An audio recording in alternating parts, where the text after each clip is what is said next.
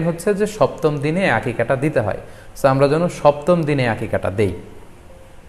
তবে হ্যাঁ, এখন প্রশ্ন হচ্ছে সপ্তম দিনে কেউ দিতে পারেননি, 14তম দিনেও দিতে পারেননি, 21তম দিনেও দিতে পারেননি, হাতে টাকা ছিল না, সামহাও কোনো কারণে মিস করেছেন, তখন আপনি যখন সুযোগ হয় তখন করে দেন।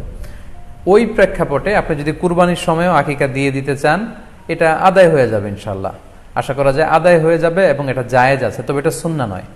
সুন্নাহ হচ্ছে সপ্তম দিনে আকিকা দেওয়া। পাশাপাশি গরু দিয়ে, মহিষ দিয়ে, উট দিয়ে আকিকা দেওয়াও কিন্তু সুন্নাহ নয়। আকিকা দেওয়া সুন্নাহ হচ্ছে ছাগল দিয়ে। হ্যাঁ, গরু 7 ভাগে একটি ভাগ কুরবানির সাথে যদি আপনি আকিকা দিতে চান, আকিকা আদায় হয়ে যাবে, এটা জায়েজ আছে, কিন্তু এটা সুন্নাহ নয়। সুন্নাহসম্মত হচ্ছে আকিকা সপ্তম দিনে দেয়া এবং ছাগল দিয়ে দেয়া। ছেলের ক্ষেত্রে 2টি ছাগল, মেয়ের ক্ষেত্রে 1টি ছাগল।